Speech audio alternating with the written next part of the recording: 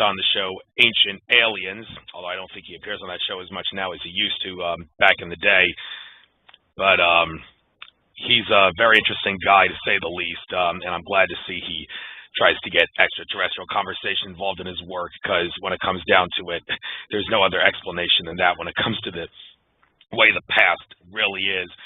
I do believe this is him, area code 310 on the line here, and we will get him on momentarily.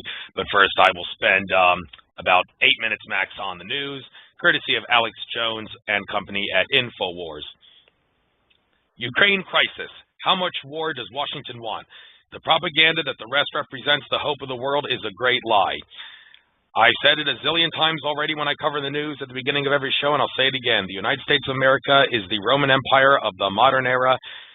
We invade other countries more than any other country on planet Earth, and many people don't seem to understand that because they believe America is the land of the free. It's the most lawless country in the world, people. I hate to say it. But what do we have next?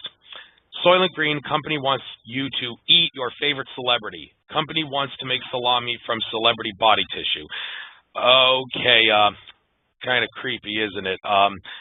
Well, there are some tribes out there in the rainforest that do eat humans. They do believe cannibalism is a good way to prevent food from going to waste. They say, what's the point of letting a person die? I mean, excuse me, what's the point of, like, if someone dies, there's no sense in doing anything other than eat them, or else it's a total waste. Well, that's frowned upon by much of society.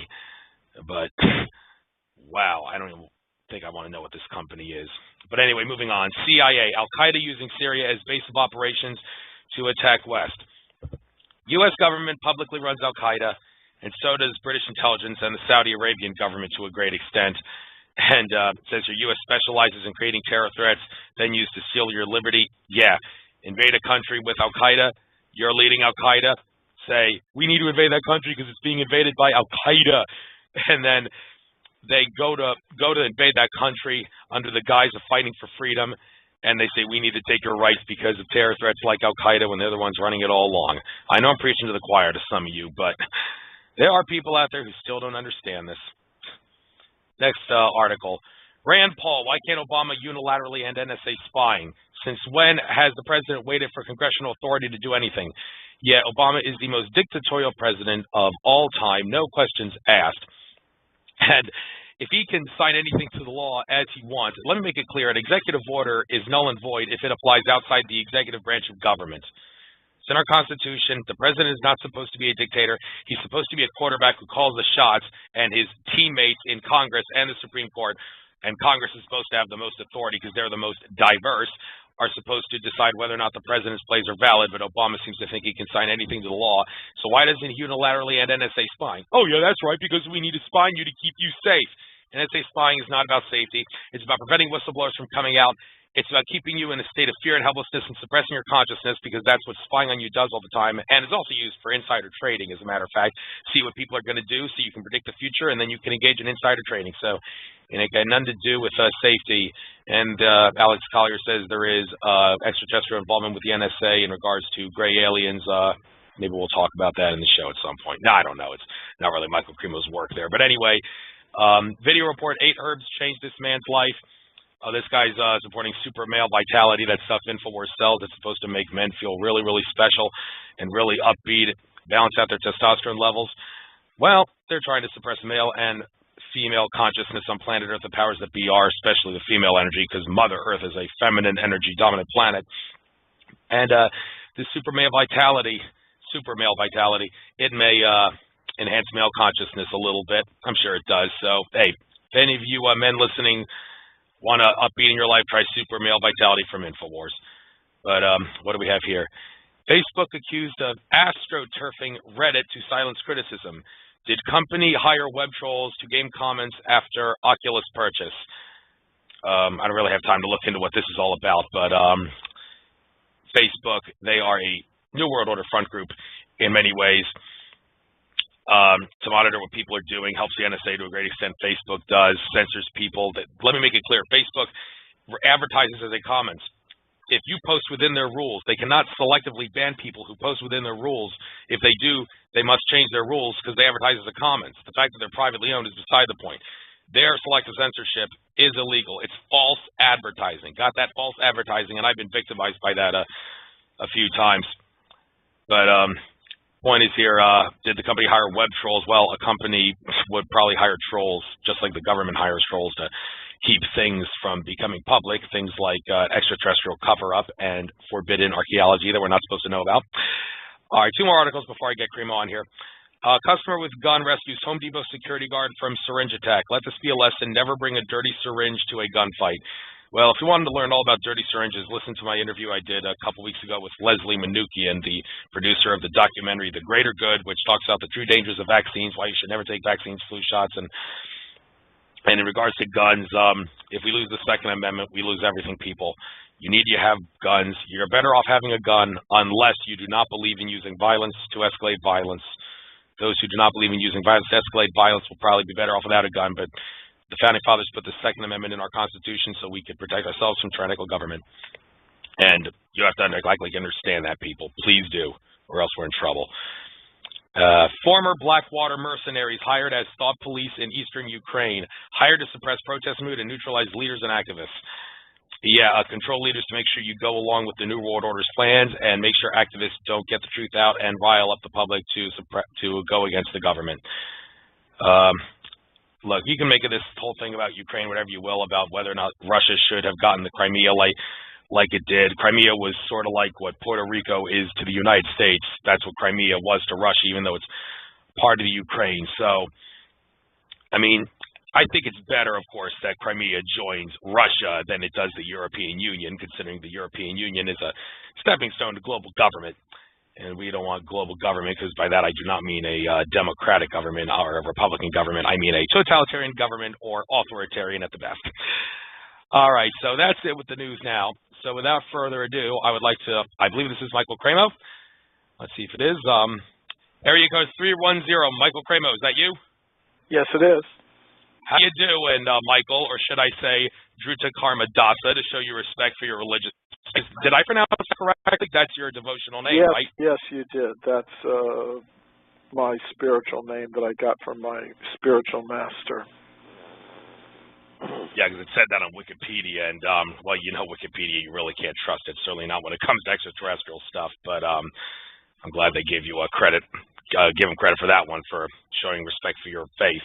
But, Michael, I'm glad to have you on.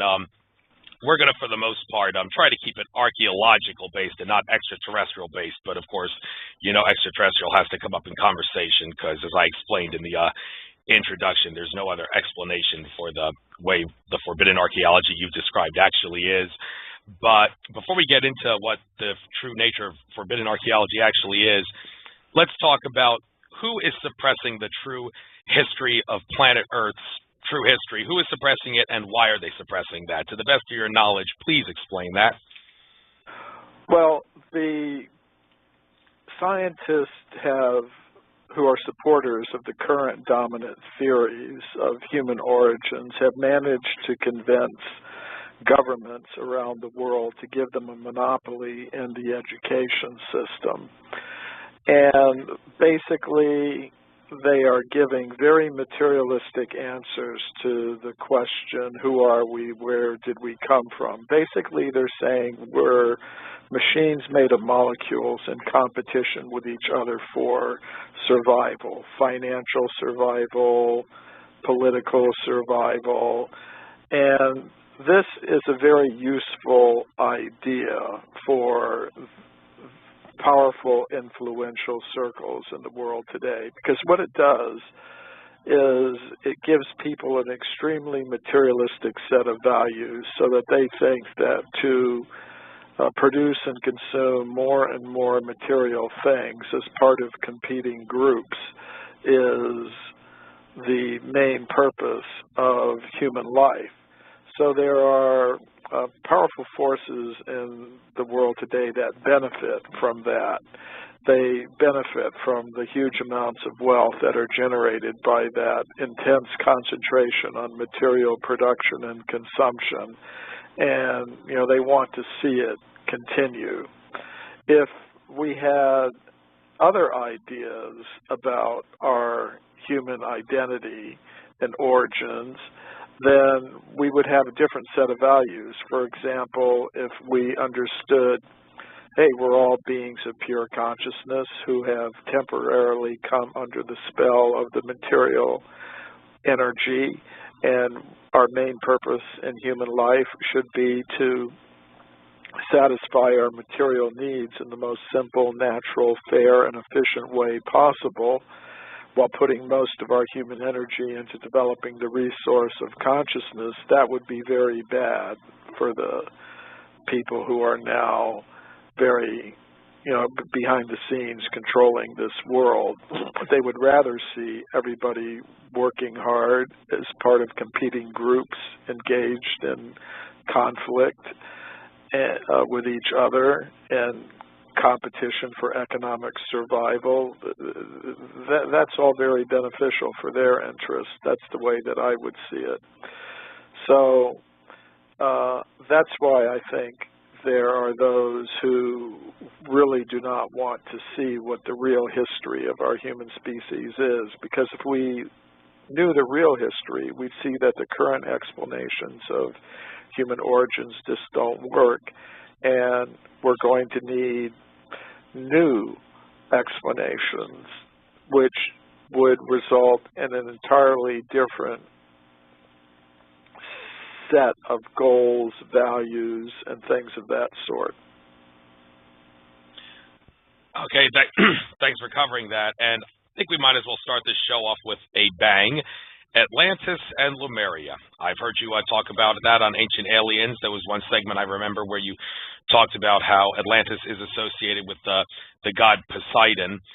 There is still debate over whether or not Poseidon was a real extraterrestrial or whether he was a fictional entity that was either made up by malevolent forces or is a fictional entity based on some real-life person that actually lived, which some people think is the case with Jesus. But the thing with Atlantis, you did say it's associated with Poseidon, but my understanding of it is Atlantis existed before the cataclysm that happened during the summer solstice equinox that happens. There's a 26,000-year cycle, and then we just hit the recent one on 2012, and then half a cycle. When it was in the summer solstice about 13,000 years ago, that's when Atlantis was said to allegedly have been destroyed. And it's also talked about how Lemuria, some debate over whether it existed at the same time as Atlantis or came before Atlantis. Some people also say Lemuria and Mu are different. Other people say Lemuria and Mu are the same thing, so there's some confusion there.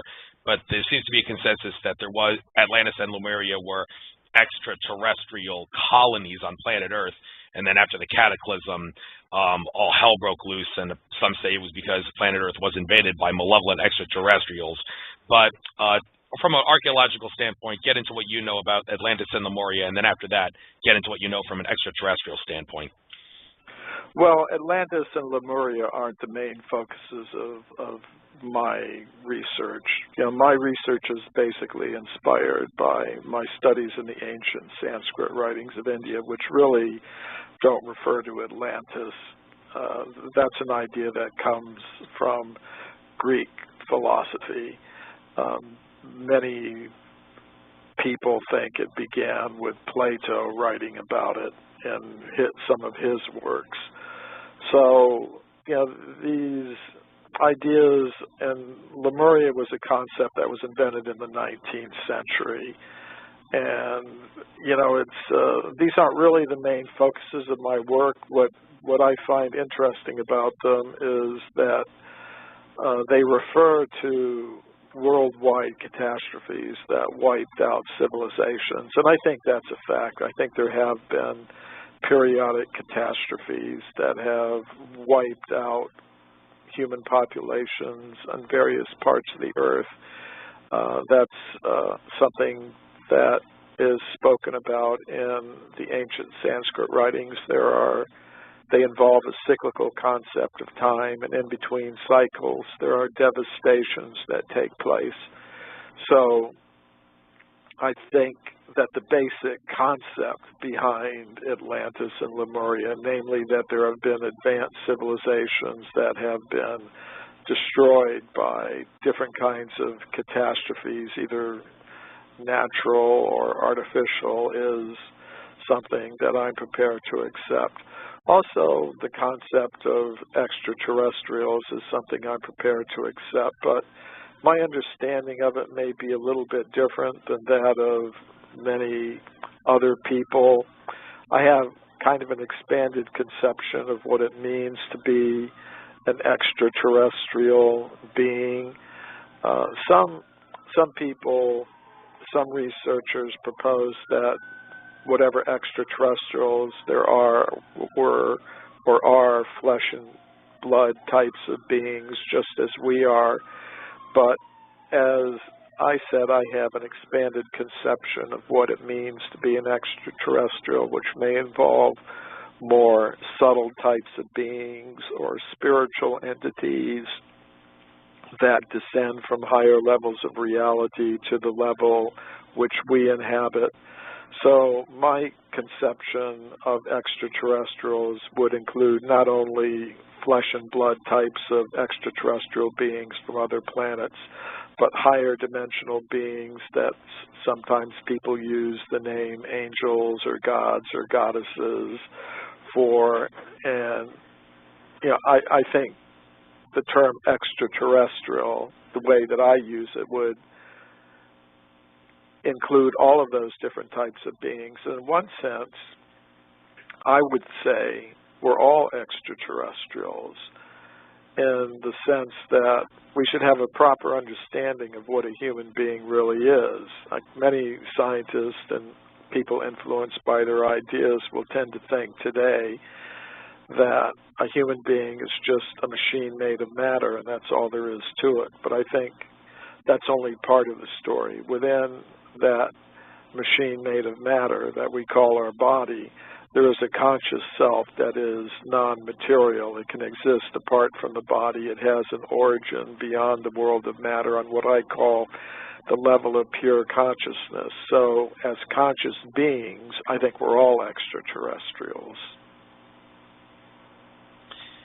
Yeah, I believe that too, that there is extraterrestrial in our genes. It's been said that we are genetic royalty on planet Earth because we're a whole different race of them. But I want to speak now of sunken cities, because that's what Atlantis and Lemuria are said to be, sunken cities, really large cities at that too. But there's a lot of sunken cities in the Mediterranean and elsewhere, like some people say Bimini Road and by the Bahamas is part of Atlantis. But from a forbidden archaeological standpoint, can you elaborate on specifically the sunken cities in the Mediterranean and why there's so many there, and then get into some detail about the rest of the sunken cities around planet Earth?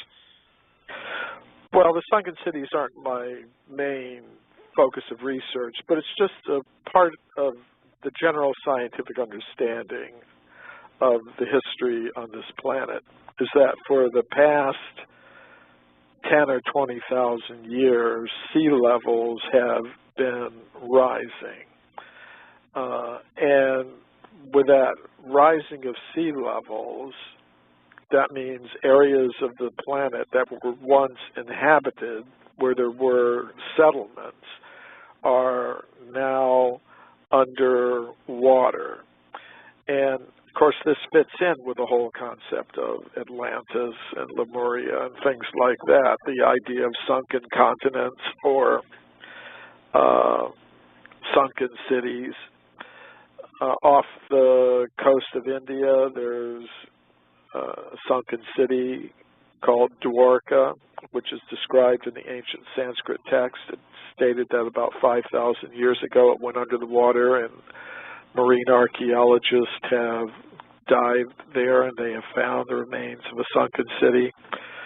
So you can find such things also in other parts of the world. In the Mediterranean, there's the city of Alexandria on the coast of Egypt today on the Mediterranean Sea, but off the coast of Alexandria there are remains of sunken structures. So it's something that we can find in all parts of the world, because over the past 10 or 20,000 years, sea levels have been rising and covering inhabited areas. And it's still going on.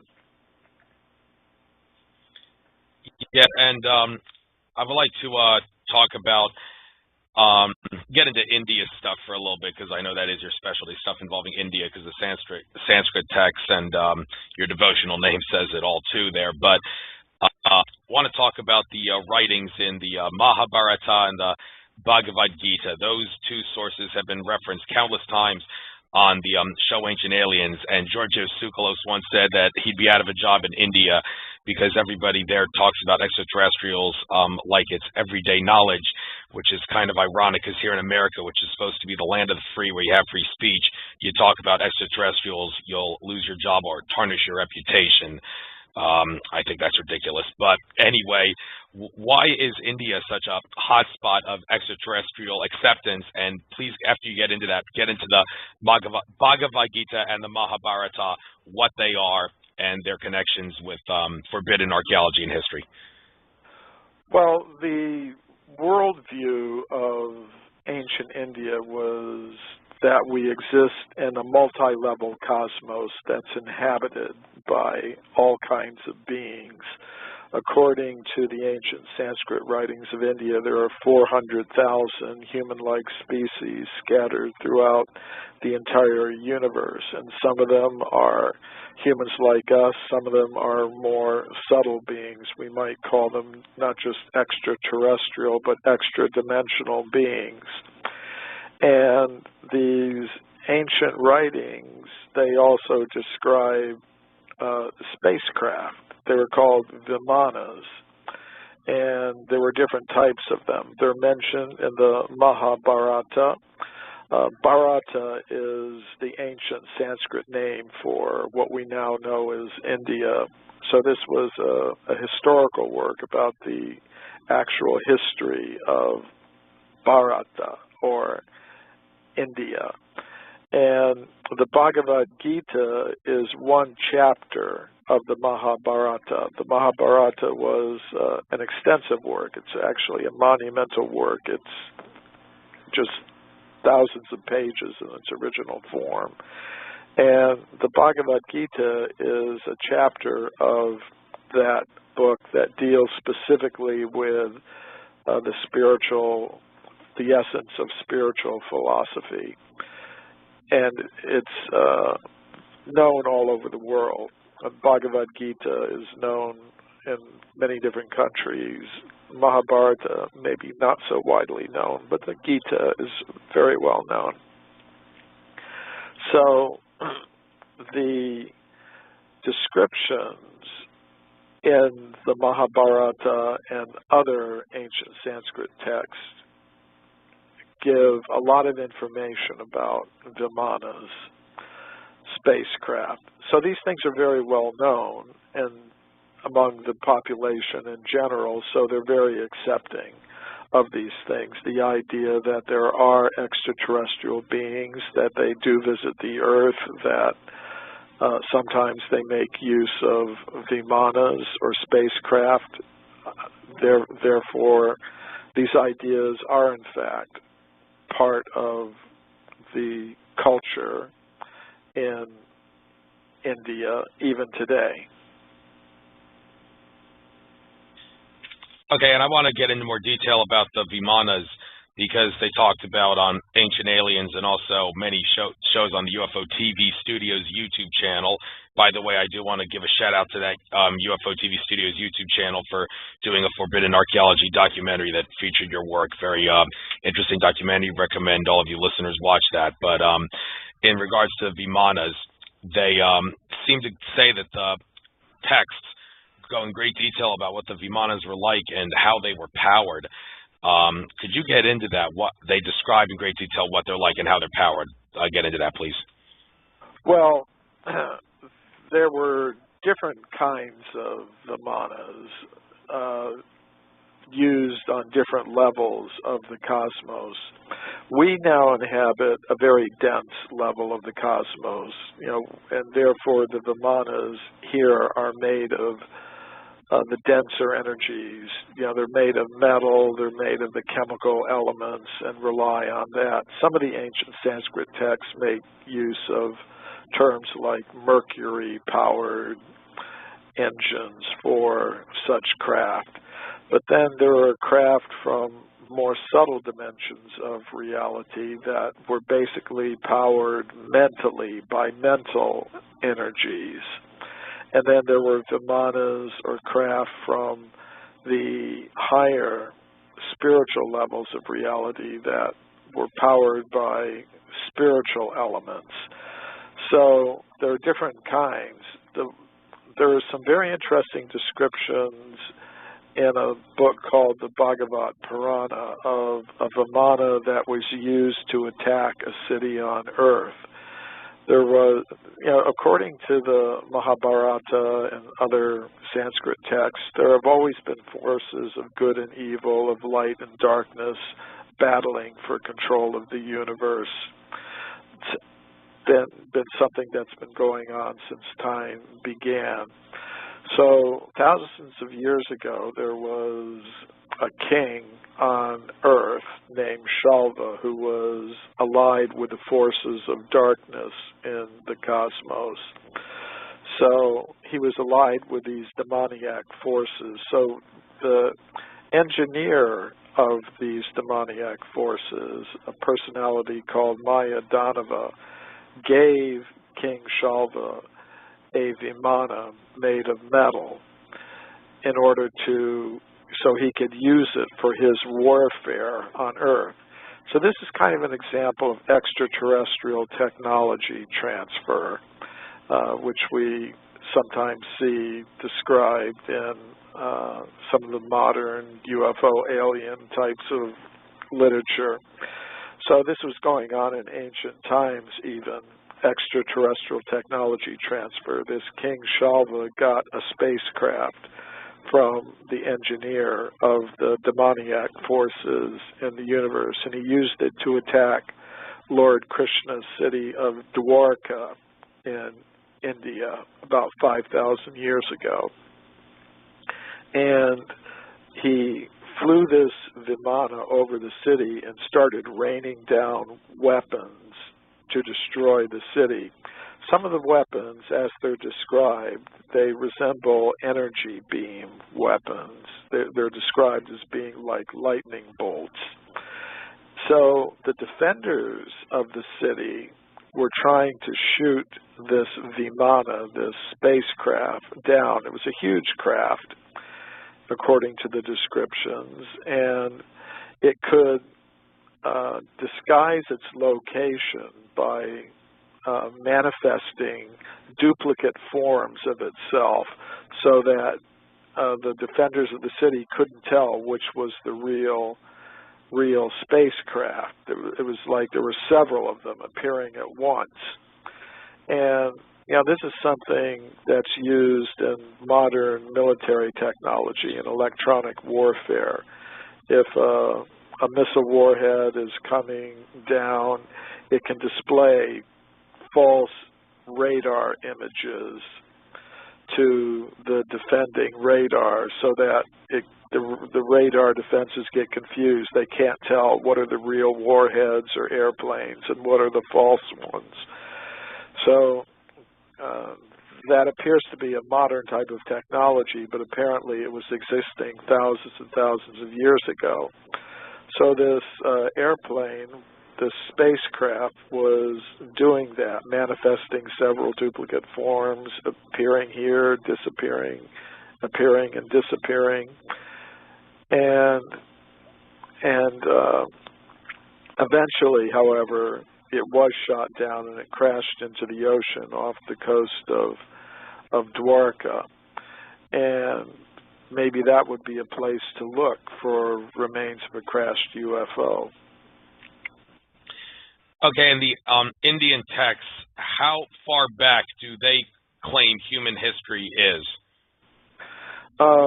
They involve a cyclical concept of time, so there have been endless numbers of creations, not just one creation, not just one origin of the universe. There have been many origins of the universe.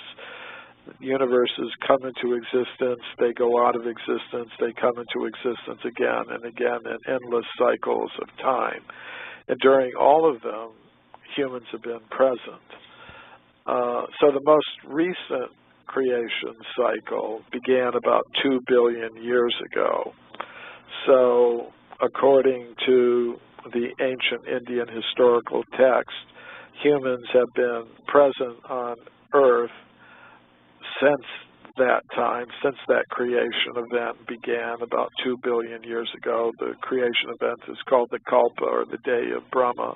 It began about 2 billion years ago. It will continue for another couple billion years. So humans, according to these ancient Sanskrit texts, have been present for hundreds of millions of years on Earth. And there's archaeological evidence to support that. Now, modern scientists would say humans like us have only been present for less than 200,000 years.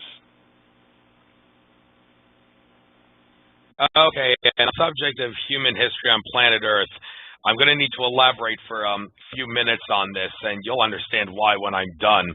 But one subject that's been hotly debated in the history of extraterrestrial work is the accuracy of Zecharia Sitchin's work. And I need to elaborate for a moment on why that is so hotly debated. And I know I'm preaching to the choir here to my listeners because I've discussed this multiple times on the show, but this bears repeating. Andrew Bartzis, who has the rare ability to access universal Akashic records, stated in an interview that you can watch on the Creating 5D YouTube channel. This is in part 2. He made a statement that revolutionizes the way we look at human history on planet Earth. He said that Zecharia Sitchin's first 3 books were extremely accurate. He did say, however, that Sitchin's 4th book onward, Sitchin screwed up the timelines. I'm not going to really elaborate on that. But he also said that Anunnaki that do live on Nibiru did not come here on a personal mission. They were actually lured to Earth by other dimensional extraterrestrials, and apparently their planet Nibiru, which has its own consciousness, was lured here to Earth too. And the gold was not used to shield the atmosphere of their planet. It was used to lure entities to Earth who harness the gold as an energy source in some way. But yes, the Anunnaki, according to Sitchin, he's right about this, they did combine Homo erectus DNA with Anunnaki DNA to create Homo sapiens about 480,000 years ago. Sitchin was off by about 30,000 years, Andrew Bartzis said. Sitchin says 450,000. It was more than that. But the accuracy of Sitchin's work has been hotly debated because there has been a lot of information spewed about that Sitchin was both a CIA and an Illuminati operative. And to make things even more creepy, David Icke's 1999 documentary, Revelations of a Mother Goddess, Arizona Wilder, who was a mind-controlled slave of the Illuminati, said that she saw Sitchin at satanic Illuminati rituals.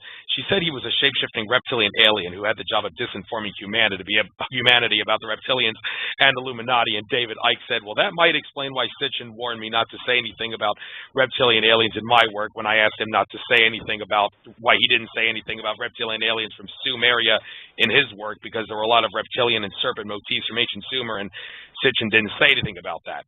Now, I put Andrew Bartzis right on the spot when I met him at the In 5D Return to Atlantis conference in Sarasota last October, and I asked him, I don't get it, Bartzis. How could Sitchin have been accurate if he was a reptilian disinformer? And Bartzis explained to me that extraterrestrial entities known as timeline watchers implanted stuff in this reality to present Sitchin as a fraud when he really wasn't a fraud, and those timeline watcher aliens did that because they did not want humanity to know that Sitchin was accurate. Now, I could talk more about this, but I've talked enough about this. Now that I've given my take on this and why I do believe that Sitchin was accurate, I do believe Bartzis. What do you have to say about all this stuff that I just said about Sitchin? Well, you know, if you look at my work, you see that I really don't get very much into discussing the ideas of other researchers in the alternative history and alternative archaeology field, because I feel people can read my books, they can read the books of other researchers, and they can make up their own minds about it. But if people ask me directly, even though it's not something that I would really do on my own, I feel I owe you an answer, so I'll answer your question. A lot of the different researchers in the alternative history and alternative archaeology field are inspired by different sources. Obviously, Sitchin was inspired by Sumerian sources. Some are inspired more by Egyptian sources. I'm inspired by Vedic sources from ancient India. So you're going to see some different takes on the evidence and the explanations. And I think some of those differences can be traced back to the source inspirations for the different researchers.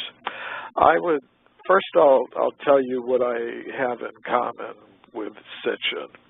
I have in common with him the idea that the current explanations for human origins are wrong, the ones that are taught in the school. I also have in common with him the idea that extraterrestrial beings have something to do with the origin of our human species on this planet. But where I would differ is in the timeline. And I would say there's evidence that humans like us have been present on Earth for many, many millions of years. For example, there was a scientific report published in a scientific journal called The Geologist in the year 1862. It told of an anatomically modern human skeleton that was found 90 feet below the surface of the ground in Macoupin County in the state of Illinois, which is near St. Louis. And this layer of rock in which the skeleton was found, according to modern geologists, is about 300 million years old, which is from before the time of the dinosaurs even. So humans like us were existing on this planet far, far longer in the past than 300,000 or 400,000 years ago when the ape-man Homo erectus was existing. So that's basically my take on it, but I respect the right of people to make up their own minds about it. Like I said, normally in my books and my lectures, I don't get into criticizing the work of other researchers in the alternative archaeology field, but if somebody directly asks me a question, I try to answer it as best I can. Yeah, that very much, and you're kind of different from me in that whole regard about criticizing other people's work. If I ever hear a contradiction in what researchers in the same field say, an alarm bell goes off in my head saying, aha, there's a contradiction. I need to find a way to address that publicly. So, I mean, I hope you don't have a problem with that. But no, I don't. That's you're in a different, you've got a radio show and you've got to talk to a lot of different people, so I understand. Yeah, thanks for understanding that. But one thing that many people don't understand is the whole thing about fossils and rocks being dated. I recently saw a documentary on YouTube where this guy said, I brought my daughter to a museum. It was a fossil museum, and his daughter asked the guy who was guiding the tour, said, how do you date fossils? And the guy said, we date fossils by the rocks they're in. And then about half an hour later, how do you date the rocks? The girl asked. And the guy said, oh, we date the rocks by the fossils that are in the rocks. And the girl said, okay, this doesn't make any sense. And she pointed out the obvious contradiction. And the guy fessed up and said, well, I understand the contradiction, but I can't bring it to anybody's attention because if I expose this contradiction publicly, I would lose my job. Okay, so this whole thing about dating fossils and rocks through this contradictory method that I just explained, how are you supposed to date fossils and rocks, and how can we put a stop to the best of your knowledge about this ridiculous way that obviously can't be used to date rocks and fossils?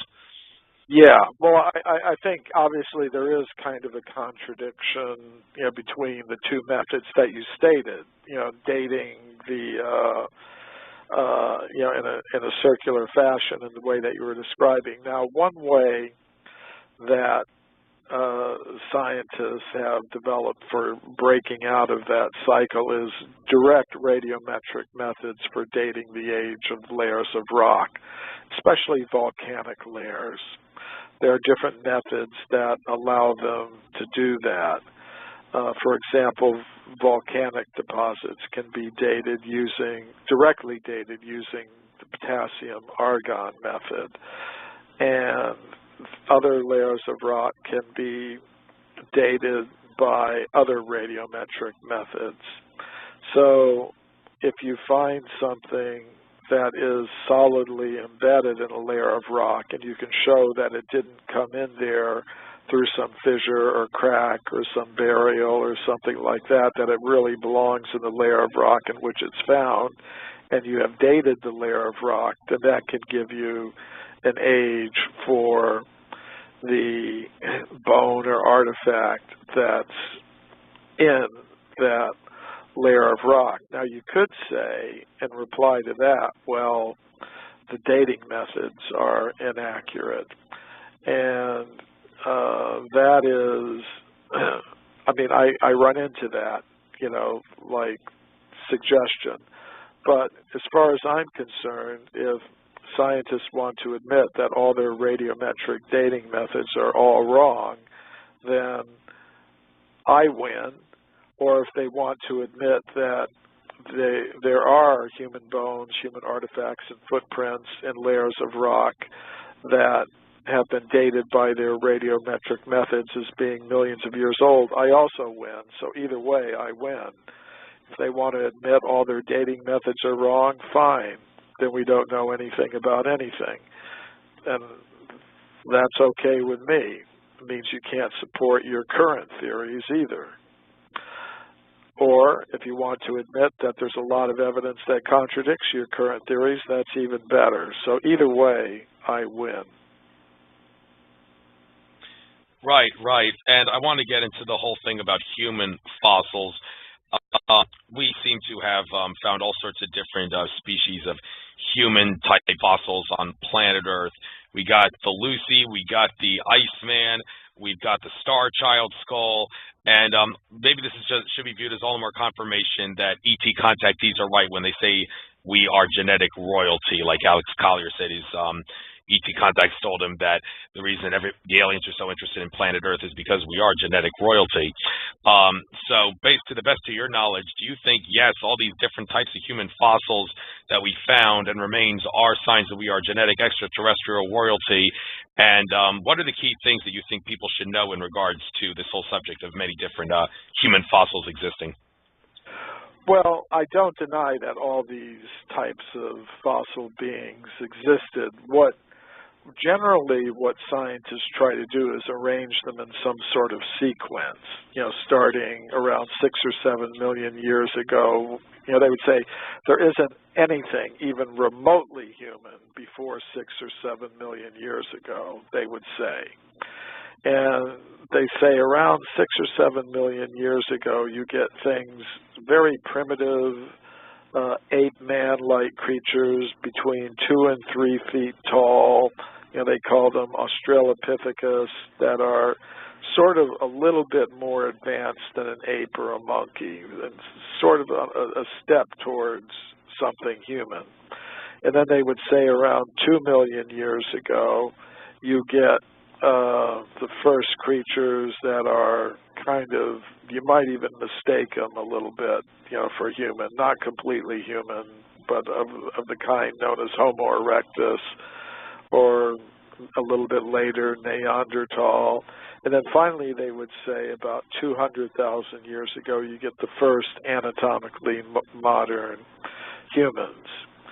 So I would say all those types of creatures just coexisted with each other. There were humans like us millions of years ago coexisting with these different types of ape men. And, as far as I'm concerned, there could also be terrestrial, extraterrestrial hybrids. That's something that could happen. According to the ancient Sanskrit writings, there are 400,000 human-like species scattered throughout the universe. So I think the real picture is a lot more complicated than people think. I mean, people tend to want a very simple explanation, okay, maybe God created Adam and Eve right in the beginning, or the human beings evolved from the apes. You know, they want either a simple creation account or a simple evolution account or a simple extraterrestrial account. You know, the human beings were evolving, and then there was some genetic manipulation of Homo erectus, and it became a human being. I think the real story is a lot more complex, and it involves elements of all three of those things. Some kind of higher intelligence, supreme conscious intelligent being involved in the production of our species on Earth, an extraterrestrial element involving even extraterrestrial, terrestrial hybrids, and some kind of evolution going on, but not the type that Darwin talked about. So I think the real story is a very complex tapestry that we're not really able to trace out all the elements of it from the evidence that we now have before us. But one thing is clear: humans like us have been around for a lot longer than most scientists now believe possible, and also that human beings are something more than just machines made of molecules in competition with each other for survival. I think there is a non-material element to the human essence, and that is who we really are. We are beings of pure consciousness who have somehow or other come in contact with the material elements and become covered by them. In other words, matter does not produce consciousness. Consciousness has its own independent extraterrestrial origin, and somehow or other we've become associated with matter, and the purpose of human life is to restore consciousness to its original pure state beyond the world of matter. Right. And before I get into that subject in more detail, I just want to say, if anybody wants to call in and ask Michael a question or talk about anything, the call-in number is 646-478-4747. Again, that's 646-478-4747. I had a caller on the board, area code 404. If you're listening, you're more than welcome to call back in. I was going to take your call, but I was in the process of asking a question, and sorry I didn't get you on. I couldn't get you on. But hey, if anyone wants to call in, please do. But I would like to talk about that whole consciousness essence subject, because one area in Hinduism in regards to beliefs is reincarnation, and many people who aren't even religious that follow a metaphysics and consciousness and spirituality belief system that's free from religion but full of metaphysical beliefs say, yeah, there is such a thing as reincarnation.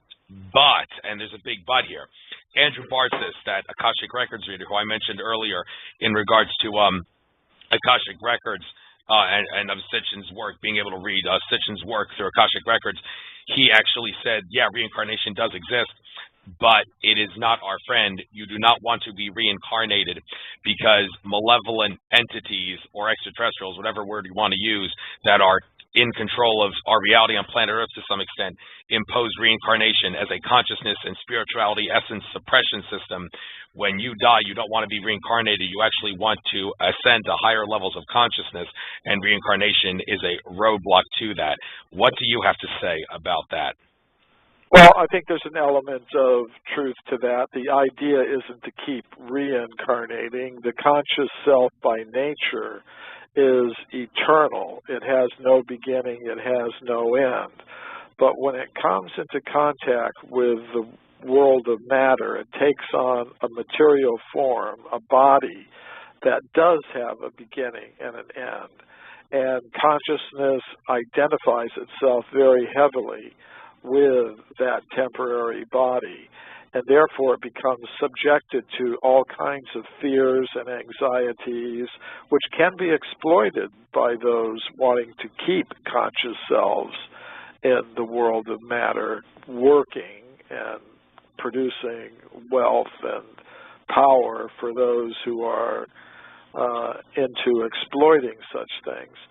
So the idea of reincarnation should be the goal of life should be to free oneself from the cycle of birth and death, free oneself from the cycle of samsara.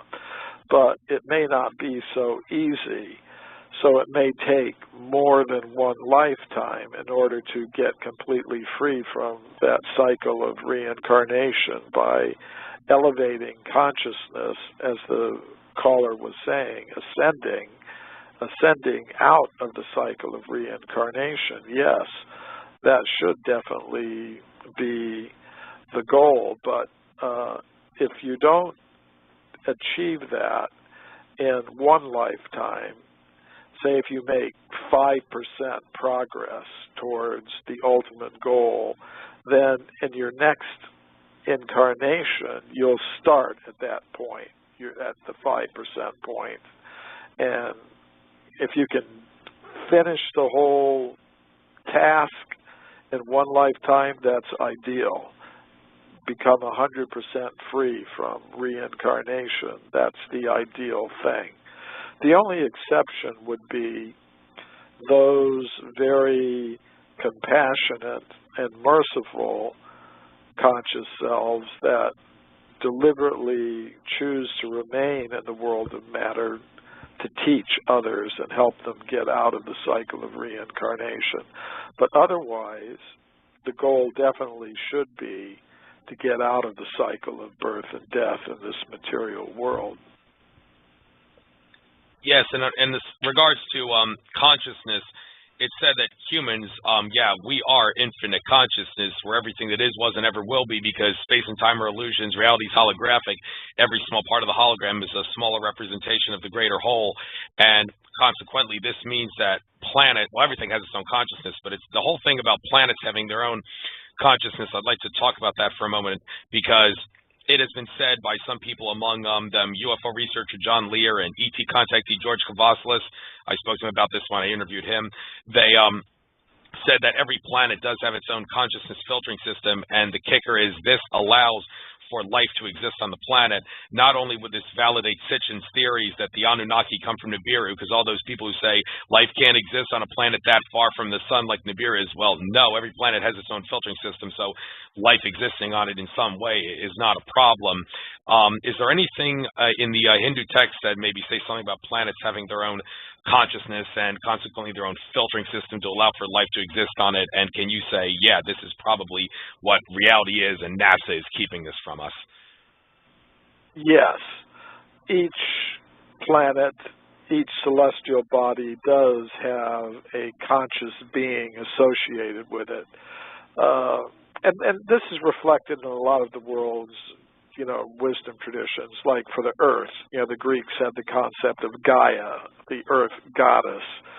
In the ancient Sanskrit text, there's mention of an earth goddess. Her name is Bhumi, and her consciousness pervades the earth, just like our consciousness pervades our particular bodies. The consciousness of these higher beings who are responsible for the different celestial bodies and planets, their consciousness pervades their planetary body, you could say. And they do enable life to exist, other conscious beings to inhabit their realm. So I think both of those ideas are very, very important and very true, that each celestial body, each planet does have a conscious being associated with it, and that consciousness that pervades that planet or celestial body enables the other conscious entities to exist on that planet or other celestial body. Yeah, and on a related note, it's also said that stars are hotspots, so to speak, on this consciousness filtering system, because it's been said that the whole theory about stars being powered by nuclear fusion is flat out wrong. In reality, stars are powered by a universal web of electromagnetic consciousness energy, and it's been said that this is the real reason why a corona of a star is so much hotter than the surface, because the energy actually comes from the outside. A nice analogy is, think of a house as a galaxy. The light bulbs are the stars, and the wiring throughout the house is this web of electromagnetic consciousness energy, which we cannot see for the same reason that we can't see dark matter. It exists outside visible light. Do you believe that the Hindu texts would, the Vedic texts also, and Sanskrit texts would validate this theory about this is what actually makes stars work? There's a similar concept there. According to the Vedic cosmology, the ultimate reality is called Brahman, the spiritual sky. It's described as the effulgence of the body of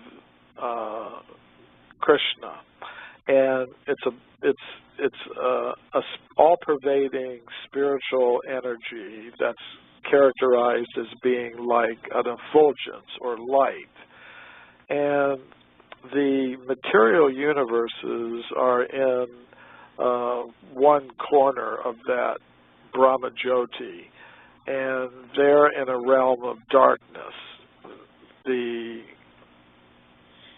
luminaries within the dark material universes are said to be reflecting the energy of the Brahma Jyoti.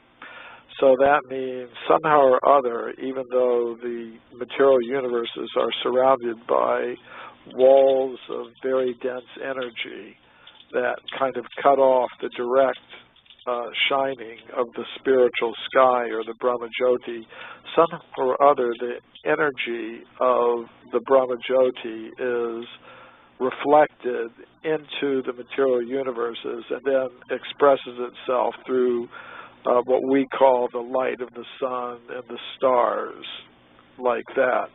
So it's a similar concept that there's an energy. In other words, these celestial bodies within the material universe, as you were suggesting from your sources, they're not generating their own energy independently. They're actually somehow or other connected to a higher energy source, the Brahman effulgence in the spiritual sky, which we can't perceive directly, but it's reflected through the sun, the stars, and other celestial bodies. Yes, and one subject that comes up very much in regards to consciousness is the subject of timelines. Earlier you said you would differ with Zachariah Sitchin in the area of timelines. Now, the whole idea of there being multiple timelines is very much accepted in the metaphysics and also maybe even some religious communities too. And it's interesting to note that Akashic Records reader Andrew Bartzis says that there are 3 timelines now. There's the main organic one, and then there's what he calls an upper and a lower. Although in my interview with George Kavaslis, George said that there are those 3 timelines. They're a grouping of timelines, the upper and the lower ones, and he doesn't understand why Bartzis would choose 3 as his number of timelines. But it's also been said among those in the conspiratorial field that the governments have found a way to use time travel to manipulate timelines. And like Andrew Bartzis said, Sitchin's 4th book onwards were wrong because he got his timelines screwed up. What can you say about timelines from a standpoint of your research and also the ancient Indian texts? Well, there are different time sequences at different levels of the cosmos. You know, I was just reading an account in the Bhagavad Purana or Srimad Bhagavatam about a king on earth who existed on earth many millions of years ago. His name was Kakudmi, and he had a daughter, and he was wondering who would be the best husband for her. They had a system of arranged marriages at that time.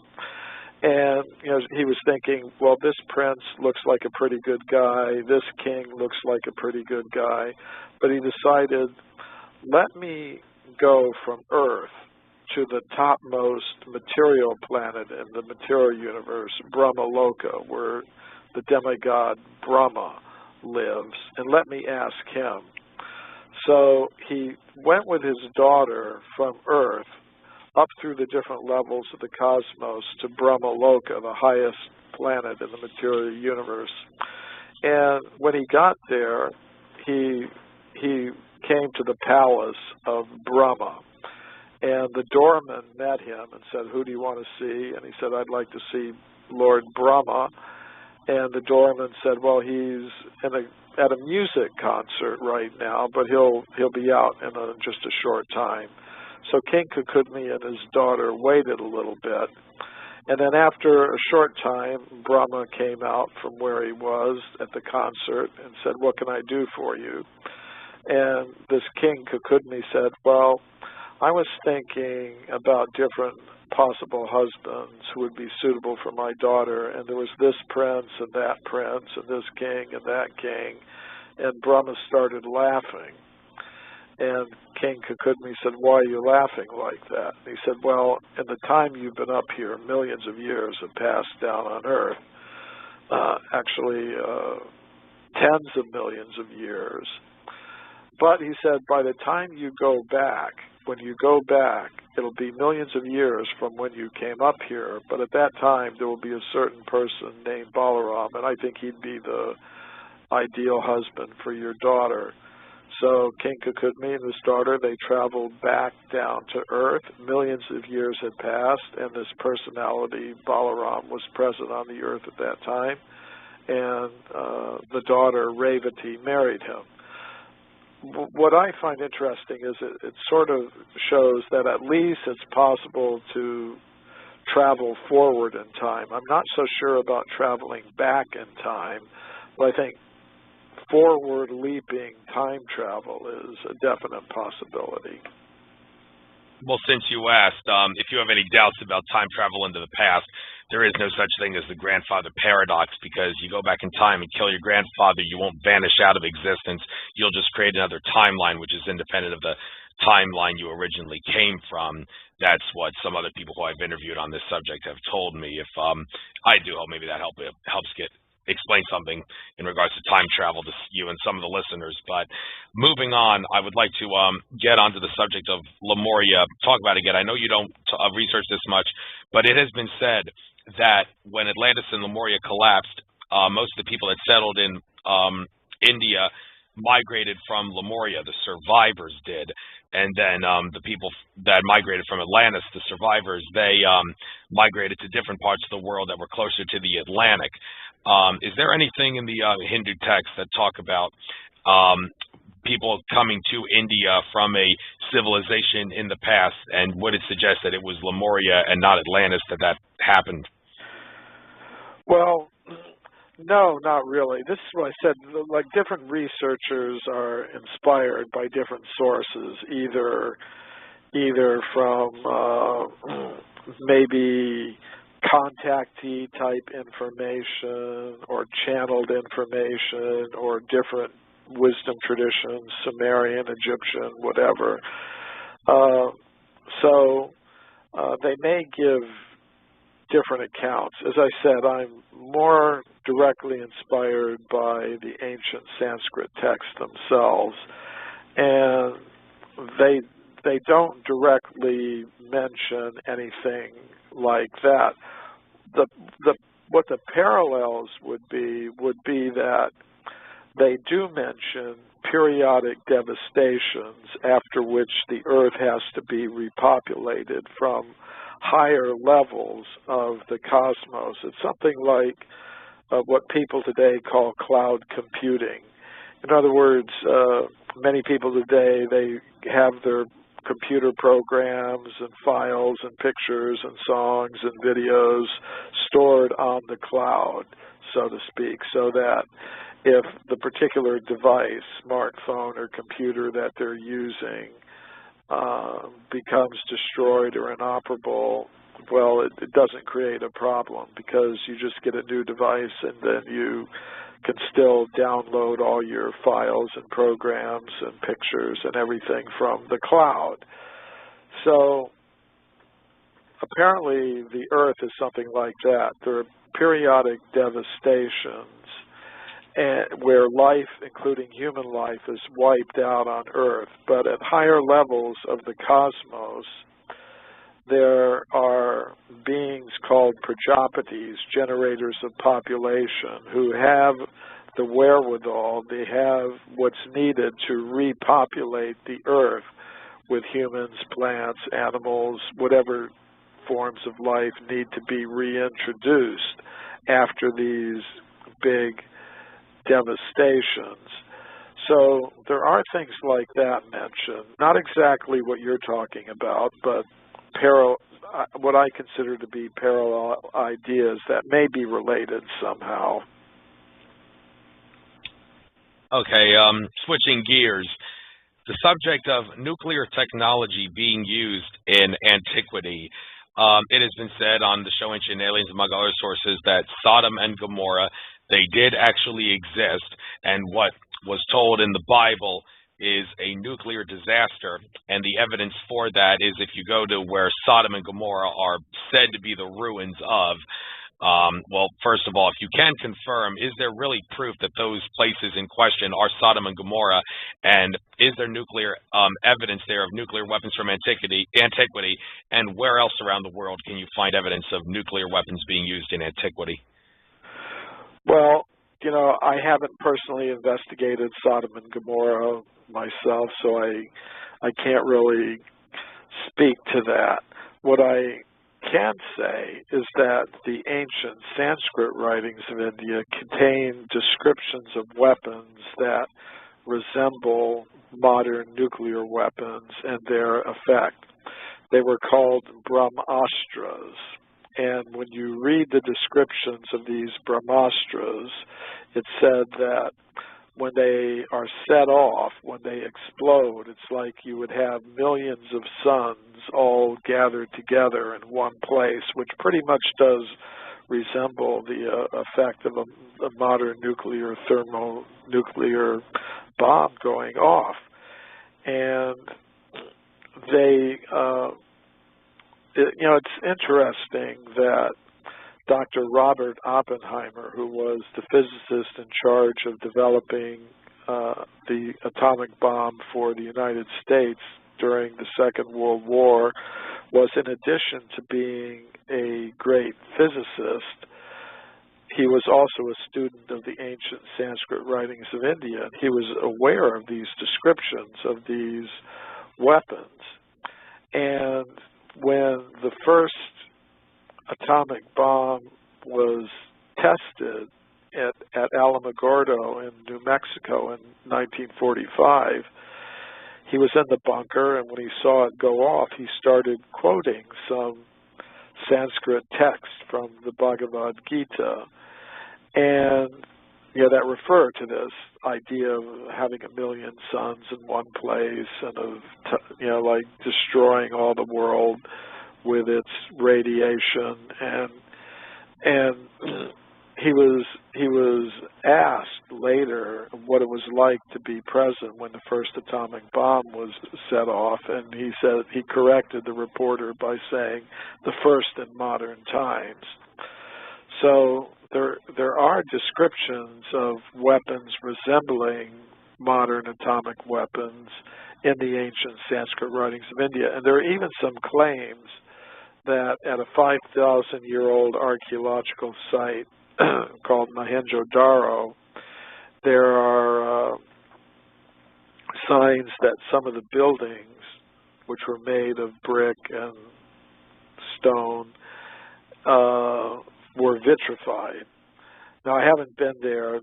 This place, Mohenjo-Daro, is in what's now the country of Pakistan, which is a pretty dangerous place to visit these days, so I haven't been there to verify this myself, but there are claims that some of the structures in the excavated 5,000-year-old city there display signs of vitrification. So vitrification means if you've got sand or stone or something like that, it becomes melted. Just like at the place where the first atomic bomb in the American program was set off at Alamogordo. When it was set off, the desert sands kind of melted, vitrified, became vitrified, in other words. So there are claims that there are features like that at Mohenjo-Daro in the Indian subcontinent in the present country of Pakistan. But I haven't been there to personally verify it myself. Okay, one thing I want to talk about in regards to what the ancient Sanskrit texts say about how technology was used to construct all these magnificent temples and monuments and pyramids. In the case of the Giza pyramids in Egypt throughout history, they say, and Ancient Alien supports this, you would have to use some acoustic technology to either use sound or some consciousness energy of some sort to move these blocks, these humongous 800-ton blocks in some cases, to stack them up and build the things that they did without cranes and wheels and pulleys in some cases. And do the Sanskrit texts talk about that kind of technology and also other technology that was used to build the monuments and temples?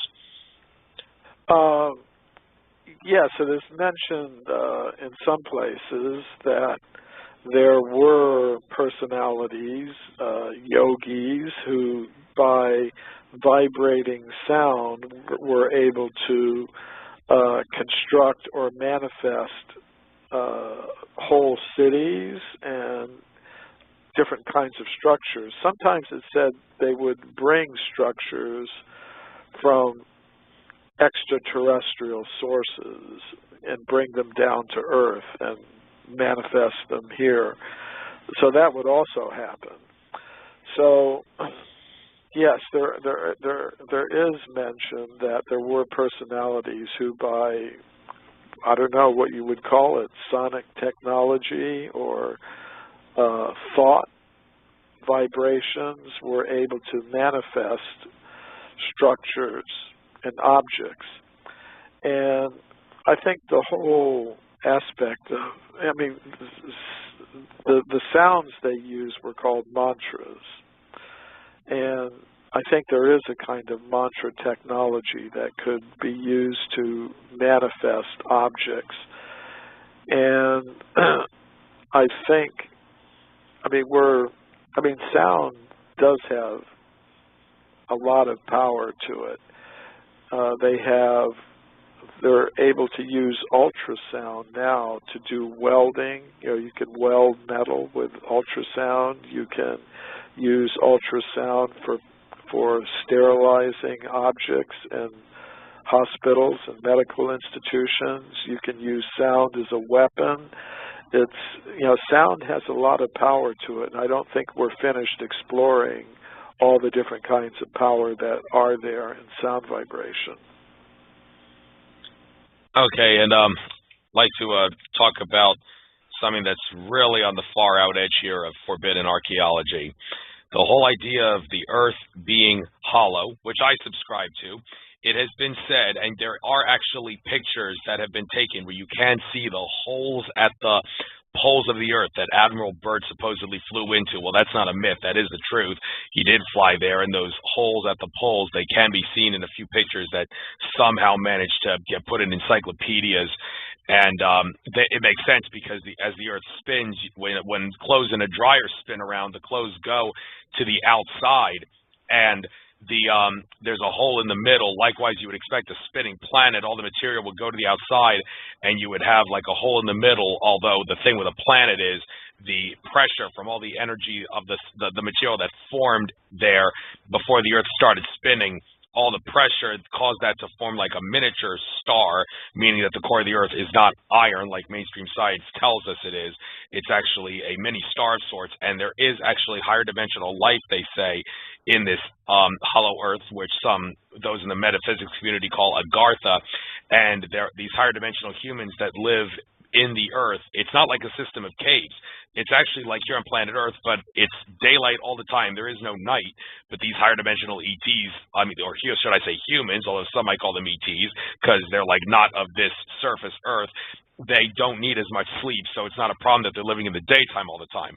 Do the ancient Sanskrit texts talk about there being a hollow Earth that has real life, higher dimensional life in it?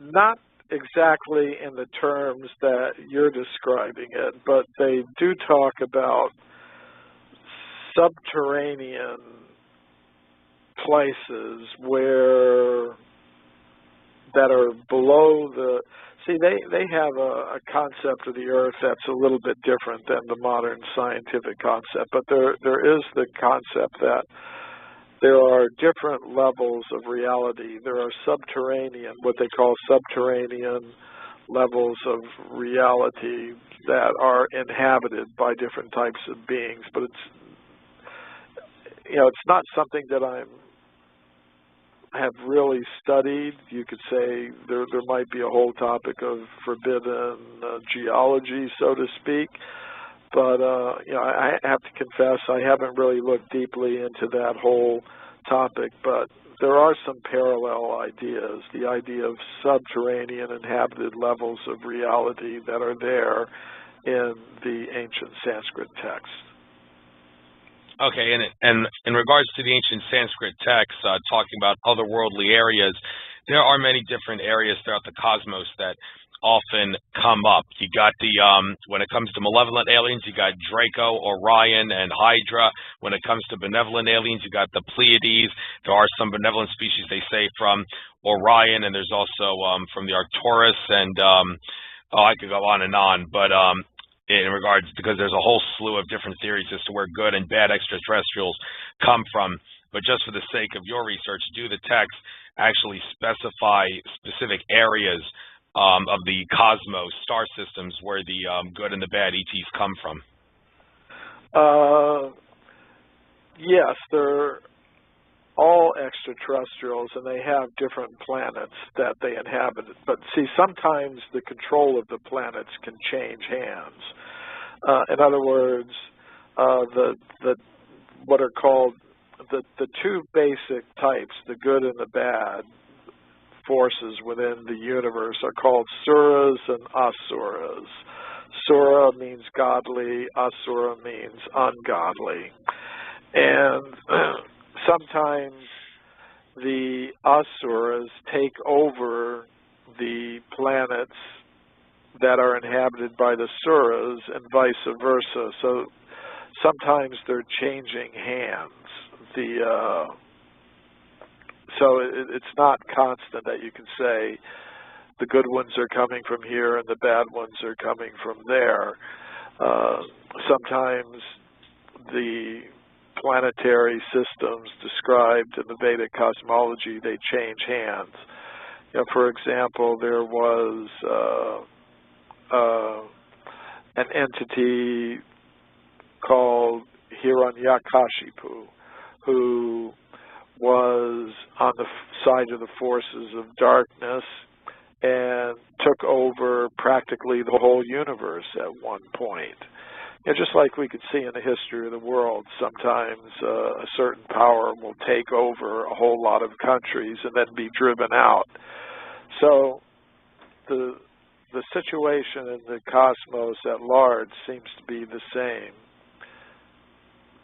Sometimes the different parts of the cosmos are changing hands in terms of who's in control of them.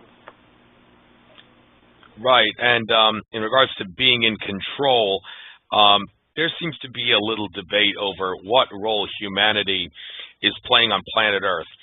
Some people say that humans are neutral pawns in a war between malevolent and benevolent entities, or extraterrestrials, if that word makes sense. Other people say that humans are under the control of malevolent forces, while at the same time benevolent forces are here to help humanity and make sure that the malevolent forces don't control us too much. So there is a little bit of a disagreement there in some sense. Some say the bad guys control us and the good guys are here to help us. Others say, no, there's equal control. We're just neutral pawns in a good and bad ET war. What do the Sanskrit texts, which side would they support? They would support the side that the humans on this planet are free agents who can choose to ally themselves with the forces of good or the forces of evil, or of darkness. So that is up to the individuals. Each individual conscious self has free will. And and they can ally themselves with either the forces of light or the forces of darkness. And they're both trying to exert their influence on Earth. Okay, okay. So I don't know, does that fit in with one of the choices that you gave me? That we're not just pawns. We each have free will, and we can ally ourselves with either the forces of light or the forces of darkness, which are both trying to influence the course of affairs on this planet. Yeah, but well, I think you answered it pretty well. It's just that, yeah, we do have free will. We do create our own reality because we're infinite consciousness. But the problem is on planet Earth, it's a prison planet for all intents and purposes, so it's really hard to live on. The evidence for that, many would say, is the fact that, well, we are infinite, but yet we seem to be like so lost in a matrix, trapped in a matrix, because our bodies should be crystalline if we're infinite. We should be made of more light, and we shouldn't have to go through a system of enslavement where we have to keep working just to survive with little time to enjoy many of the good things in life. I mean, this is evidence that we're trapped in some sort of a matrix, they say, and malevolent forces are doing this because we are infinite. We shouldn't be in this matrix. So do the text support the idea that we are trapped in a matrix that keeps our free will in check? Yeah, but it's something like this. Originally, we're all beings of pure consciousness who are meant to exist in loving harmony with each other, with all other conscious beings, and with the source of all conscious beings on what I call the level of pure consciousness. But if a conscious self becomes egotistical, which means it wants to dominate, control, and exploit others for its own selfish purposes, it can no longer exist in that harmonious state. And there has to be some other place for it to act out its desires to dominate, control, and exploit others. And that is this material world, which is like a virtual reality system where conscious selves act out their desires to dominate, control, and exploit others. Now, it's also a place where it's possible to restore consciousness to its original state. So some conscious selves are trying to get back to that original condition of understanding, hey, we're all beings of pure consciousness, we're all meant to exist in loving harmony with each other, let's get to that position. And then there are others who are trying to get more and more deeply involved in the domination, control, exploitation mentality and mode, and they're trying to keep things pushed in another direction. So that's basically how I see it. We're kind of in a little virtual reality system where we can either restore our consciousness to its original pure state or get more and more deeply entangled in the illusions of domination, control, exploitation, etc.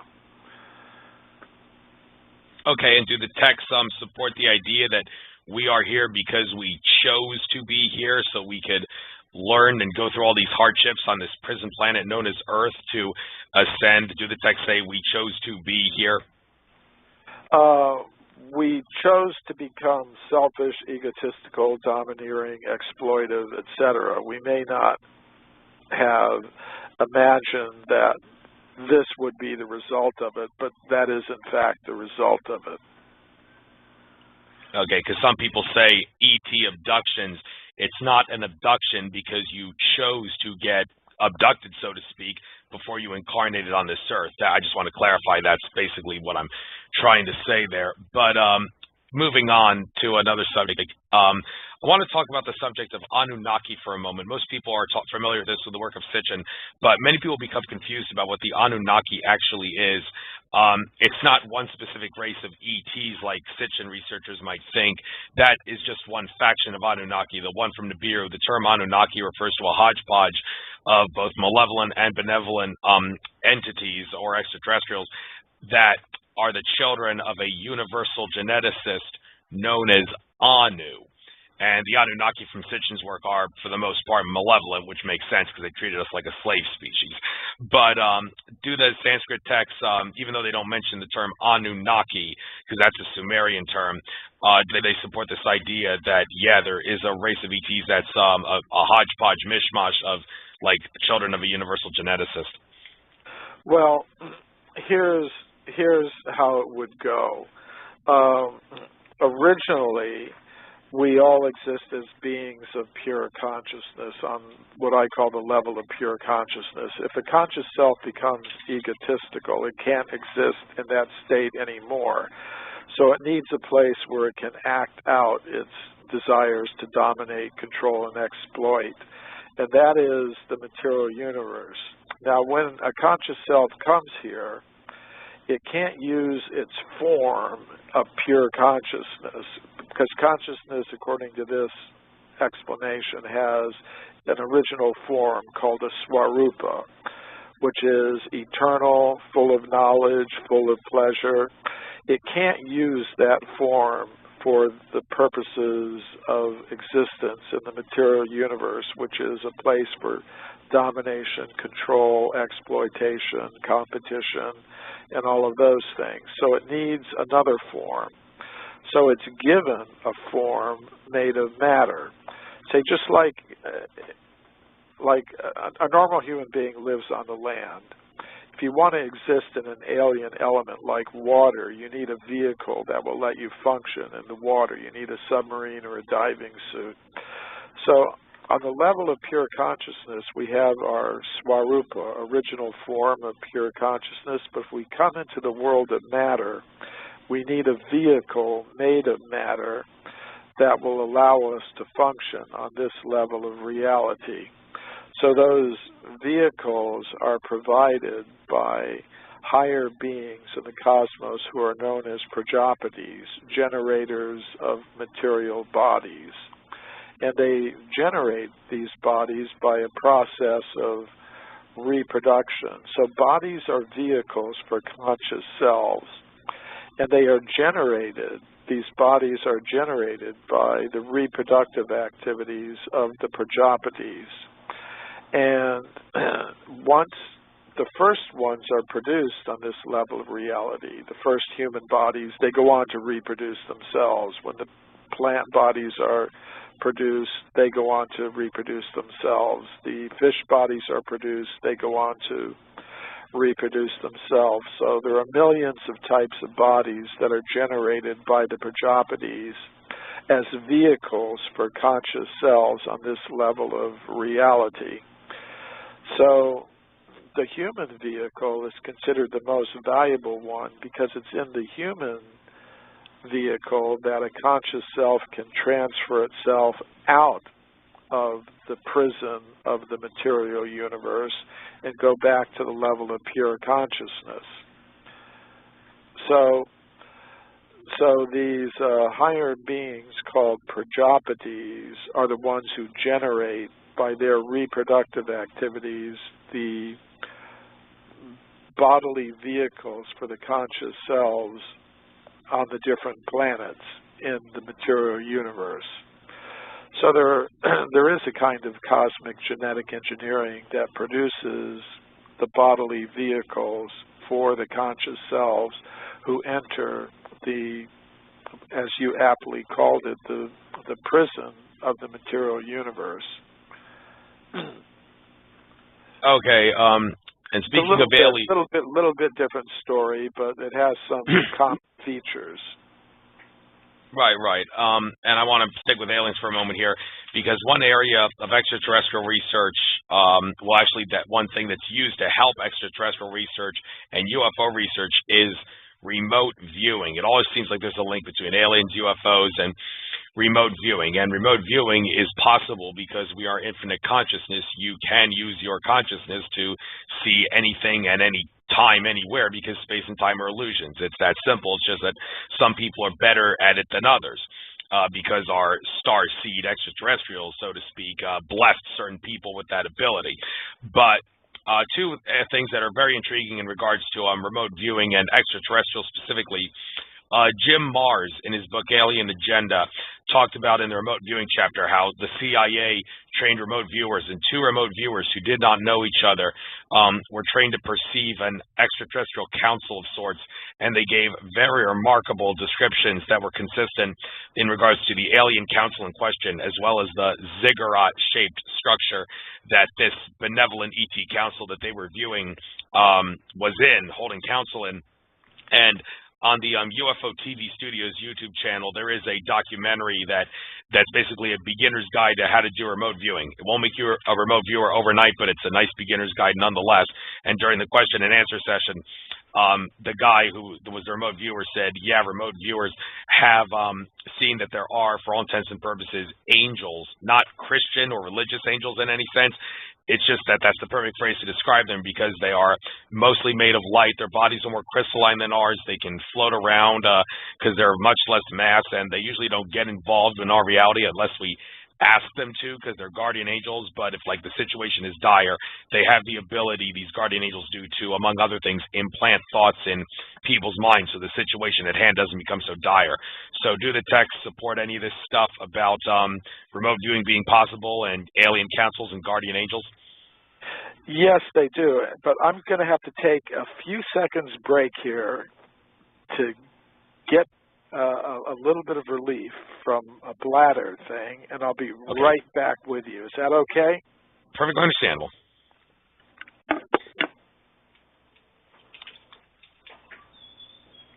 Well, bless Michael for his honesty there.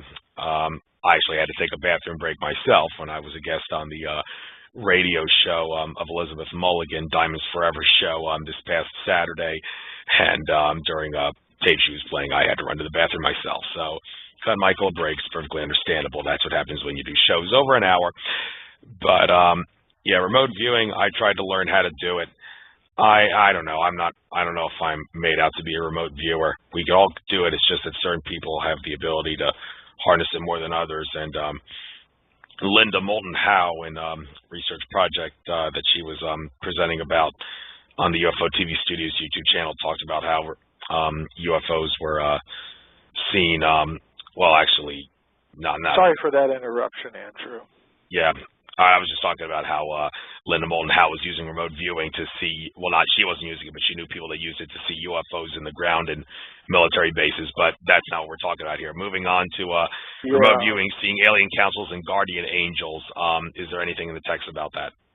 Yeah, I definitely think remote viewing is a possibility. Actually, once a couple of years ago, I was speaking at a conference that Stephen Schwartz was also speaking at. He was involved in some of the original remote viewing work that was contracted by Stanford Research Institute for the United States government. He was part of that program, and he was having a little workshop at this conference. I mean, he came to my lecture, I came to his, and he was saying pretty much as you're saying, that this remote viewing ability is an ability that we all have, and some people have it to a greater extent than others, but we've all got it. And yeah, he did a little exercise. There were about 100 of us there, and he selected 3 people from the group, told them to go anywhere they wanted in the city within a 15-mile driving radius.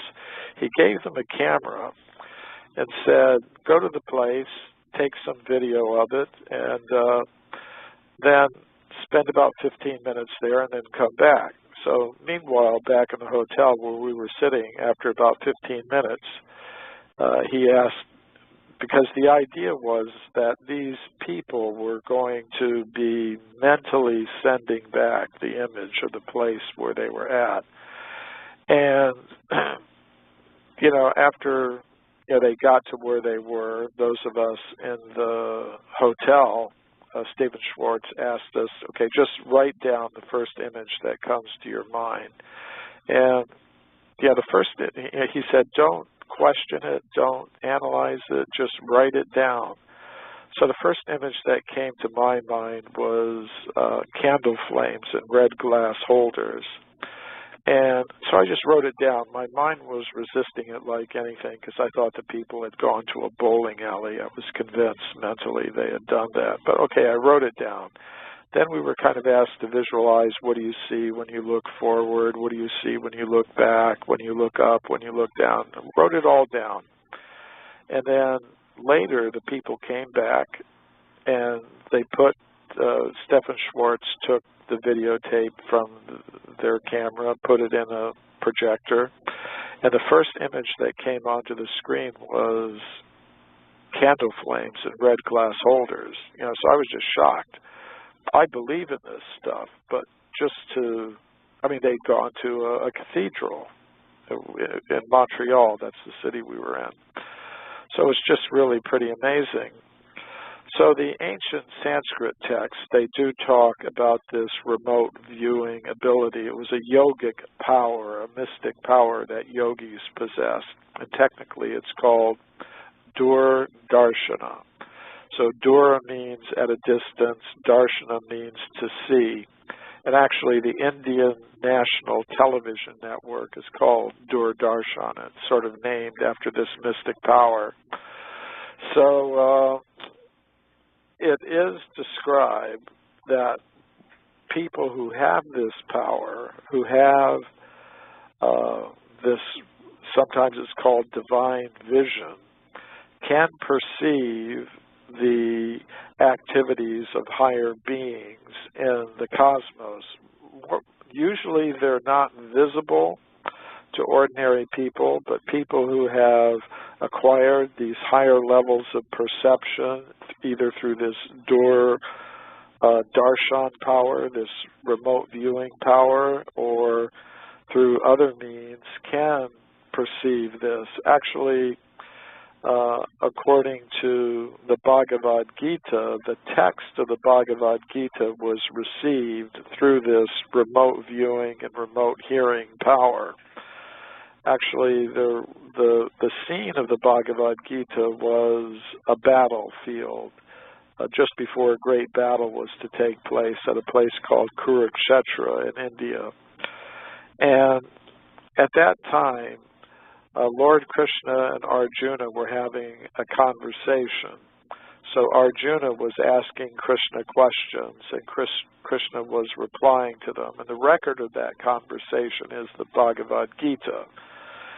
But how was this received? Well, there was a blind king named Dhritarashtra who was in his camp several miles from the battlefield, and he wanted to know what was going on the battlefield. So his secretary, Sanjaya, had this remote viewing ability. So he used his Dur Darshana and Dur Shravana powers to hear the conversation between Lord Krishna and Arjuna miles away on the battlefield. He could see it and hear it, and it was recorded, and that's how we get the Bhagavad Gita. So yes, these remote viewing and remote hearing powers are described in the ancient Sanskrit text, and sometimes they were employed in a way that allowed those who had these powers to see beings and hear beings that ordinarily a human being with normal sense perception wouldn't be able to perceive. Okay. One thing I want to talk about here, two things in one sitting if possible. There's a lot of mystery in the regards to what is the big deal with crop circles and cattle mutilations. And yeah, I'm going to ask you to explain if the Sanskrit texts talk about any of this stuff. But first of all, it has been said that crop circles is a percentage factor.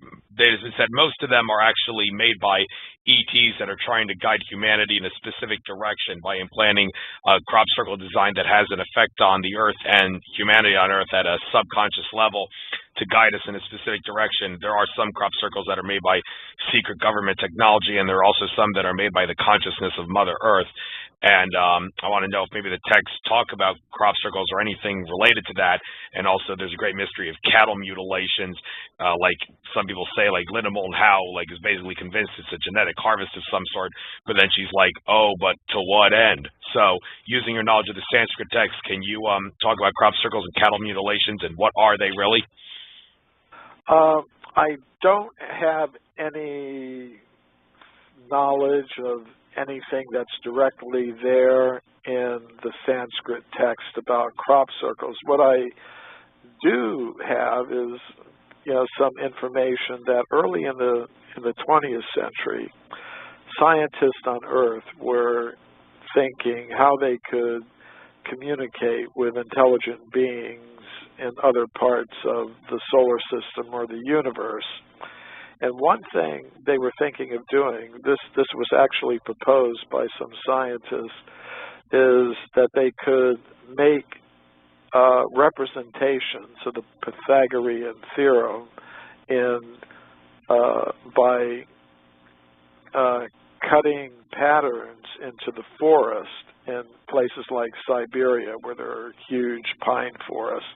In other words, make a geometric representation of the Pythagorean theorem and cut it out in forest and then plant the cut out areas with wheat or some crop that would later show up as yellow against the green. In other words, scientists on Earth were thinking of using geometrical symbols cut into vegetation as a means of communicating with extraterrestrial intelligences. So it's not so surprising to me that maybe extraterrestrials thought, well, maybe that would be a good way to communicate with humans on this planet. Or it could be, as Linda Moulton Howe says, it could be the Earth Spirit herself, the Earth Goddess herself, who is manifesting these things. Or it could be some kind of scientific thing that's going on. The cattle mutilations sound to me, from the Vedic standpoint, to be a demoniac activity that actually, according to the Vedic system, cows are very valuable creatures. We get from them milk, which we can turn into yogurt and butter and things like that. And the actual, the bulls can be used for plowing and transport and things like that. So they were actually quite valuable for having a natural way of life. And therefore, the demoniac forces in the universe who didn't want to see people living simple, natural, spiritual lives would sometimes try to kill the cows. So that's definitely a sign of some kind of demoniac intelligence and operation. Exactly what it is in modern terms, I can't say, but from the standpoint of the Vedic text, that would be a sign of the forces of darkness operating somehow on this Earth planet. Okay, and speaking of the forces of darkness, by the way, we have about 15 minutes left, and I'd like to end it on this note, something that I discussed with Jason Martell when I had him on my show recently.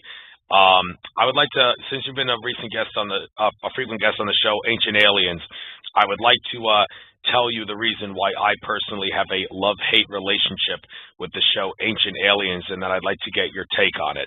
The reason I have a love-hate relationship with the show Ancient Aliens is I've seen every episode of it, and I'm pretty sure that in general, for the most part, when it comes to actual historical events, that extraterrestrials were involved in, the show is, for the most part, pretty accurate. But the reason I have a hate-em relationship, of a sense, with the show Ancient Aliens is because I am pretty sure that the show is, to some extent, a disinformation campaign, and I'd like to get into the reasons why. First of all, the religion aspect. Michael, with all due respect to your religious faith, and I have the utmost respect for the right to freedom of religion, I do believe that taking up a religion is not a good idea, because if you follow a higher belief system that says you must worship a higher deity, you will suppress your consciousness because you are infinite consciousness. In other words, you are what some would call God, because you're infinite, and you can't realize that if you worship some higher deity. And I have no doubt that many of the religious stories that the show Ancient Aliens says are real-life events, they're not real events. They're actually fictional stories that were created by malevolent extraterrestrials to suppress human consciousness, and the fact that religions teach benevolent things is a complete and total illusion. And this leads into the second reason why I have a hate-em relationship of sorts with Ancient Aliens. I have no doubt that David Icke is right when he says that many of our political and corporate leaders are actually members of a race of malevolent reptilian aliens who are masquerading behind the holographic mask of a human so they can literally feed off the energy we emit when we are in a state of fear. So they have to manipulate our reality in negative ways through politics and other business activities too to do that. And I also subscribe to the idea that malevolent gray aliens from Orion and also Zeta Reticuli are in on this Draco Hydra Reptilian alliance with it's also the Greys from Orion and Zeta Reticuli and the Anunnaki from Nibiru are also part of this alliance. And because the show Ancient Aliens has only mentioned like 2 instances of reptilian aliens on Earth and only 1 instance of reptilian aliens shape-shifting into humans, I'm thinking they should have mentioned this a lot more than that, and this has led me to think that the powers that be in these Draco-Reptilian Orion Gray Alliance have put people in positions of power on the History Channel staff and the show Ancient Alien staff to make sure that the show does not expose too much information. So when I told this to Jason Martell, he said, "Andrew, I love you, man, but you sound like a lunatic." Now, what do you have to say about all this stuff I just said? Well, just like you said in the beginning about me, that you would respectfully disagree, I would have to respectfully disagree with you. And I do respect the right of you or any other person to come to their own conclusion about existence of God and ancient aliens and whatever else. Just as long as they don't use government to impose their ideas on everyone. If it's just a person expressing his ideas and to another person, fine. But I wouldn't say you've got the right to impose your ideas on everyone by convincing government to give you a monopoly in the education system or the communication systems. So that's fine. I would just respectfully disagree with some of the things that you said. Of course, even myself, I have my own take on ancient aliens. I think I appeared on about 10 episodes briefly. I don't know if I was anywhere near one of their more frequent guests. I haven't seen all the episodes of the show. What I tried to get across to them, and which they never broadcast what I actually said, was that the idea of ancient aliens and gods or God are not necessarily contradictory. I think both things can be there. There can be ancient aliens, flesh and blood extraterrestrials who have come and visited this planet from wherever, and there can be gods and goddesses and ultimately a supreme conscious being who is the source of everything. So I mean, we can all admit each of us is conscious. I'm conscious, you're conscious, we're individual, we're personal, but I don't think that any one of us is the ultimate, infinite, all-powerful God. I think we're part of that, just like a spark is part of a fire, but it's not the whole fire. I think you're a drop of the ocean as part of the ocean, but it's not the whole ocean. So I think we have a spiritual essence to us, an essence of consciousness, but it's not infinite, it's finite. If it's in line with the purposes of the actual infinite, then it can act in harmony with the purposes of the infinite conscious source of everything. That's what I would see, and that I think reflects the actual reality. I know you're going to disagree with that, and I respect that, but you asked me what I thought. So I agree with you. Ancient aliens isn't the end-all and be-all of everything, but I think we have different ideas about our ultimate identity. Okay, and since I mentioned that whole malevolent alien alliance, if you don't want to get into the subject of reptilian aliens because it's way out of your area of research, that's fine. Well, no, I can talk about it. Yeah, but because of the Nagas, David Icke has written strong evidence in his books that the Nagas that you're familiar with, I'm sure, are a direct reference to the reptilians. No, I was going to say there are mentions of shape-shifting reptilian beings in the ancient Sanskrit writings. There are, so I'm not disagreeing 100% with what you're saying at all. I think the Nagas are mentioned there. There's mention of a king, Nriga, who was turned into a reptile and then turned back into a human. Yeah, so there are mentions of shape-shifting entities in the Vedic text, including shape-shifting reptilian kinds of entities. Yeah, you're right about that. Yeah, and aside from that, can you elaborate on serpent and reptilian motifs throughout the archaeological record and the statues and structures throughout India? Are they pretty prominent? Yes. For example, there are many representations of Vishnu, especially, say, the Mahavishnu. The Mahavishnu is the ultimate creator god. Beyond Mahavishnu, there's a transcendental god, but the Mahavishnu is breathing in and out, and when he breathes out, millions of universes come out of his body. When he breathes in, millions of universes contract and go back into his body. But he's lying on a serpent bed, and this serpent is a personality. It's a multi-headed serpent who is known as Ananta Shesha. And sometimes this Ananta Shesha, who exists as the serpent bed of Mahavishnu, becomes a person within this world and manifests as a person, as an avatar.